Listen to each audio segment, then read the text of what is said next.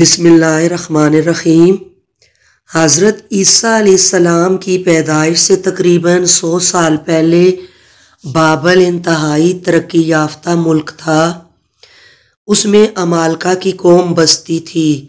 قد آور، جنگجو اور ان کا بادشاہ بخت نصر تھا جو انتہائی ظالم اور بے رحم تھا۔ اسے اپنی سلطنت کی حدود بڑھانے کا جنون تھا اور اسی جنون کی خاطر وہ آس پاس کے ملکوں پر حملہ کرتا رہتا۔ اسی جنون میں اس نے یروشلم پر حملہ کیا اور فلسطین کو یک کے بعد دیگرے 3 مرتبہ تباہ و برباد کیا۔ یروشلم کی عبادت گاہ سے قیمتی اور متبرک برتنوں اور سامان کو لوٹ لیا اور اسے اپنے فوجیوں کے حوالے کر دیا۔ فوجی ان مبارک برتنوں میں شراب ڈال کر پیتے اور کہہ کے لگاتے۔ انہوں نے زبردست قتل و غارت کی، بوڑھے اور بچے قتل کر دیے، جوانوں کو غلام بنا کر منڈیوں میں بیچ دیا۔ بخت نصر نے نہایت بے رحمی سے حکم دیا کہ کمزور بیماروں کو قتل کر دیا جائے اور جوانوں، نوجوان لڑکیوں اور عورتوں کو غلام بنایا جائے۔ فوج نے اپنے بادشاہ کے حکم کی تعمیل کی اور مکانوں اور عمارتوں میں لوٹ مچا دی، بستی اور شہر تباہ و برباد کر دیے۔ بخت نصر اس ساری کارروائی کے دوران گھوڑے پر سوار اپنے فوجی دستے کے ہمراہ نگرانی کرتا رہا۔ اس نے عمارتوں کو گرا دیا، گھروں میں آگ لگا دی اور عبادت گاہوں تک کو نہ چھوڑا، صحیفے اور مقدس کتابیں تک جلا ڈالیں۔ بادشاہ بخت نصر یروشلم اور اس کے نواح میں تباہی و بربادی مچا کر قوم کو غلام بنا کر بابل لے گیا۔ اس میں حضرت عزیر علیہ السلام بھی شامل تھے۔ بخت نصر نے انہیں بزرگی کے لحاظ سے اپنا مشیر بنا لیا۔ حضرت عزیر علیہ السلام کے علاوہ ان کے مشیروں میں حضرت دانیال علیہ السلام بھی شامل تھے۔ ایک رات بادشاہ بخت نصر کو ایک خواب نظر آیا۔ اس نے دیکھا کہ ایک بلند و بالا درخت نہایت گھنا، نہایت مضبوط اور اس کی شاخیں دور دور تک پھیلی ہوئی ہیں۔ پرندے اس میں اپنے گھونسلے بنائے ہوئے ہیں۔ اس کی جڑیں مضبوط اور اس کا سایہ نہایت گھنا ہے اور لوگ اس کے سائے میں آرام کر رہے ہیں۔ اس نے دیکھا کہ آسمان سے ایک عجیب مخلوق اتری اور درخت کے پاس آ گئی۔ بخت نصر نے اس مخلوق سے پوچھا، تم کون ہو؟ اس مخلوق نے جواب دیا کہ میں فرشتہ ہوں اور مجھے حکم ملا ہے کہ میں درخت کاٹ ڈالوں اور اس کی جڑ کو اکھاڑ کر زمین کے اوپر ڈال دوں تاکہ آسمان سے جو شبنم گرے وہ نمی پیدا کرے اور گھاس یہاں تک کہ 7 دور گزر جائیں۔ یہ کہہ کر وہ مخلوق غائب ہو گئی اور بخت نصر کی آنکھ کھل گئی۔ اس نے نجومیوں کو اکٹھا کیا اور ان سے اس خواب کی تعبیر پوچھی۔ بہت دنوں تک ملک کے نامور نجومی اس خواب کی تعبیر ڈھونڈتے رہے لیکن ان میں سے کوئی جواب نہ بن پڑا۔ آخر بخت نصر نے حضرت دانیال اور حضرت عزیر سے اس سوال کا جواب پوچھا۔ حضرت دانیال علیہ السلام کیونکہ بڑے تھے، انہوں نے کہا، اے بخت نصر، سن کہ تو نے خواب میں جو درخت دیکھا وہ درخت تیری سلطنت ہے۔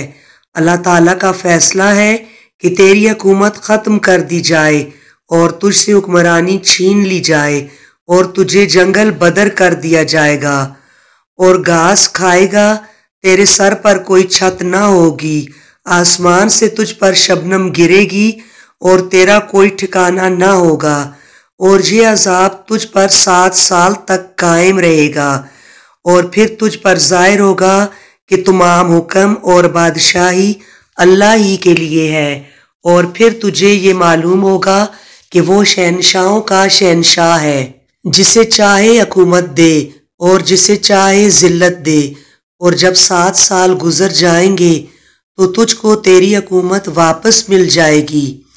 بادشاہ نے یہ بات سنی تو اسے پریشانی ہوئی، لیکن اطمینان بھی ہوا کہ میری حکومت مجھے واپس مل جائے گی۔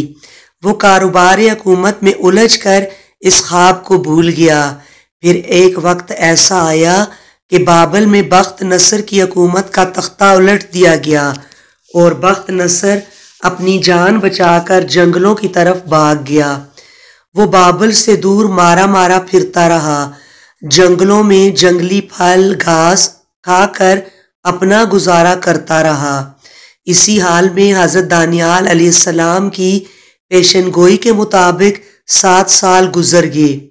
اسے حضرت دانیال علیہ السلام کی باتیں یاد آئیں اور وہ سجدے میں گر گیا اور اللہ کریم سے التجا کرنے لگا، کہنے لگا، اے باری تعالیٰ، تو واقعی قادر مطلق ہے، مجھے معاف کر دے۔ اس نے رو رو کر اللہ تعالیٰ سے عرض کی، اے ہمیشہ زندہ رہنے والے خدا، تیری حکومت ہمیشہ سے ہے اور ہمیشہ رہے گی۔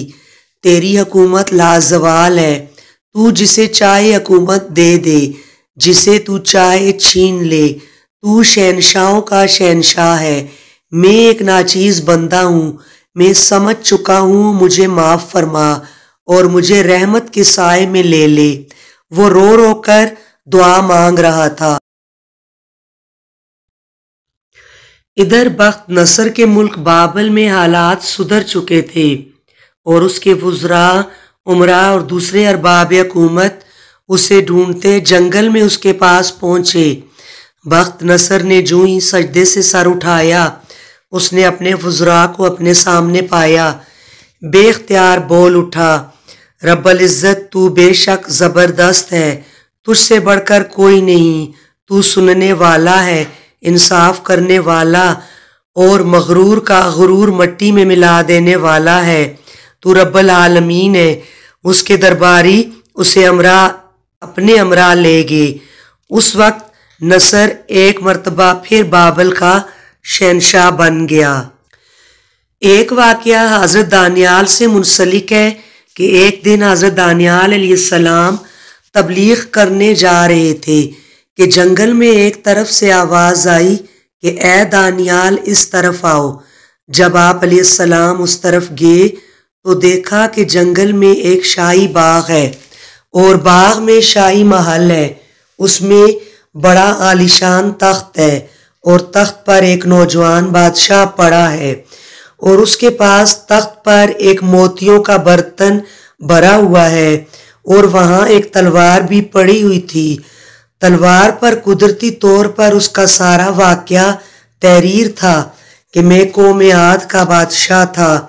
پروردگار عالم نے مجھے ہر قسم کی فراغی اور فراوانی عطا فرمائی تھی اور اللہ تعالیٰ نے اپنے فضل و کرم سے میری طرف سے ایک پیغمبر بھی بھیجا تھا، لیکن بدبختی سے میں نے اس کی کوئی بات نہ سنی۔ اس نے ہر طرح سے مجھے سمجھایا، لیکن شقاوت اور بدبختی کی وجہ سے مجھ پر کسی بات کا اثر نہ ہوا۔ آخر وہ پیغمبر ناراض ہو کر چلے گئے، بند ہو گئیں اور قحط سالی شروع ہو گئی، باغات وغیرہ خشک ہو گئے۔ لیکن میں دوسرے ملکوں سے اناج اور سبزیاں وغیرہ منگوائیں، لیکن جس چیز کو بھی کھول کر دیکھا وہ مٹی ہوتی۔ دوسرے ملکوں سے چل کر جب ہماری سرحد پر چیزیں پہنچتی تو وہ آٹے، چاول اور میوہ جات سبزیاں مٹی میں تبدیل ہو جاتی۔ 2-4 دنوں میں میرے اہل و عیال، نوکر چاکر اور رعیت بھوک سے مر گئے اور صرف میں اکیلا اس تخت پر رہ گیا تھا۔ اچانک میں نے دیکھا کہ ایک شخص میرے سامنے آیا تو اس کے ہاتھ میں کسی چیز کے دانے تھے جو وہ کھا رہا تھا۔ تو میں نے اس کو موتیوں سے بھرا ایک برتن پیش کیا اور کہا کہ یہ بیش قیمت موتیوں کا برتن لے لے اور یہ اناج جو تیرے ہاتھ میں ہے مجھے دے دے، لیکن اس نے انکار کر دیا اور میرے سامنے اس نے وہ دانے کھا لیے۔ پھر میں بھوک کی وجہ سے مر گیا۔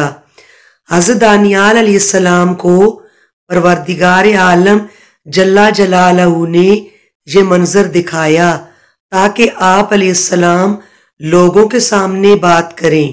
ناظرین کرام، آپ سے درخواست ہے کہ ہمارے چینل کو سبسکرائب ضرور کریں، ویڈیو کو لائک کریں اور کمنٹ میں اپنی تجاویز ضرور پیش کریں۔ یہ ہماری حوصلہ افزائی کے لیے بہت ضروری ہے۔ جزاک اللہ۔